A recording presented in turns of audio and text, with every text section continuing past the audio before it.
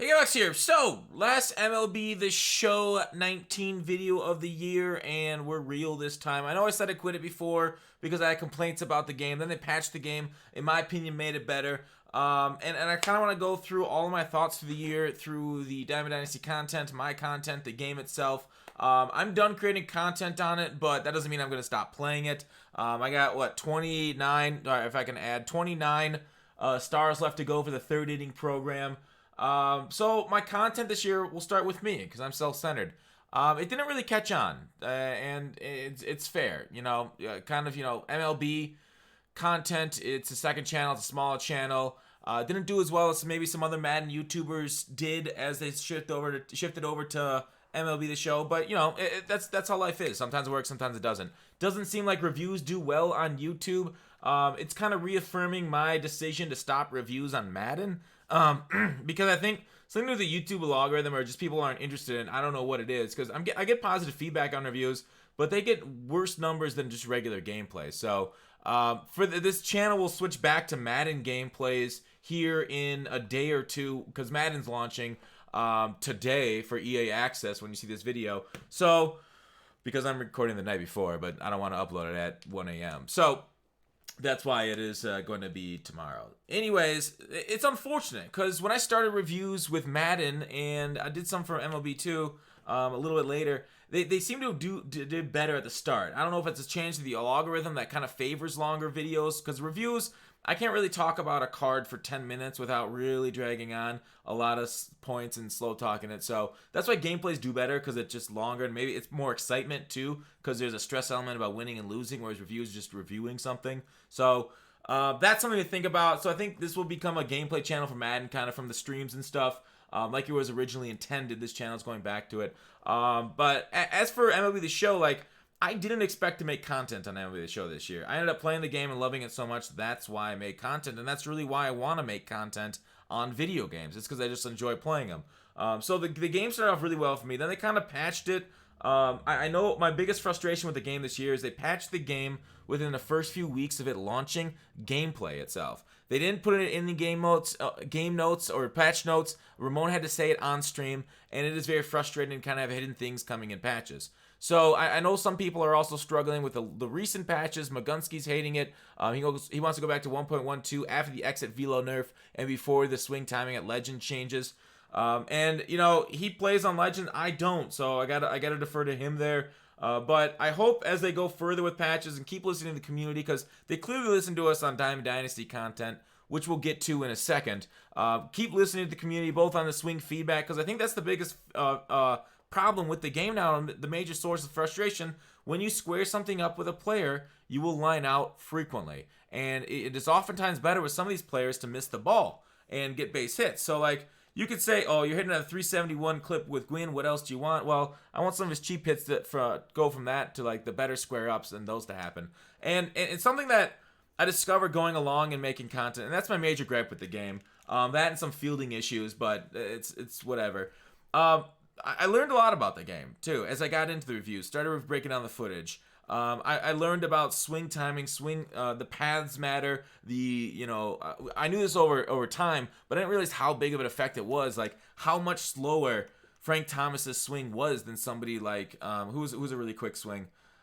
I didn't test Eddie's. Who was a quick? Lou Gehrig's. Lou Gehrig had a quick swing. Or I think, and then Gallo's swing and he gets under the ball. Same with Jock Peterson, and how important that is to the loft of the ball, not just their power numbers, but their swing path and getting through the zone. The Alberto Mondesi swings are so nice. So the cat swings and so breaking it down frame by frame and learning about that, learning about pitchers and their windups and how it's easier to time, some of the control and the movement on the pitches that we found out from Daddy Leagues a little bit later into the year.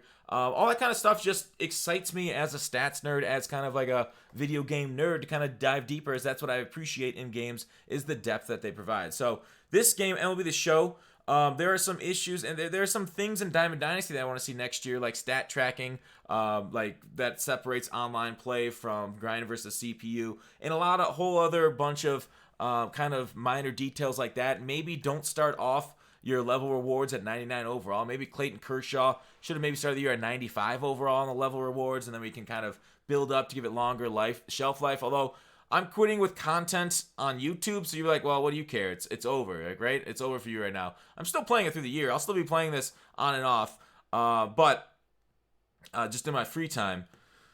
So I still want good content through the year. We got some pretty good content. It was a definitely step up from last year on the Diamond Dynasty content. I'm disappointed I wasn't able to get a Ken Griffey Jr., a Babe Ruth before the game went, but at least we got Gehrig, right? Before I left, I was able to use him. Got to get a video out on him, and he was fun. It is fun to use these big name guys. Lou Gehrig's first year, I love it. I really appreciate that they're dedicated to the history of the game.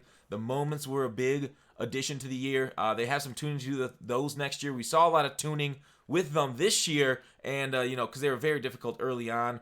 We had that sliders glitch for a little bit early on.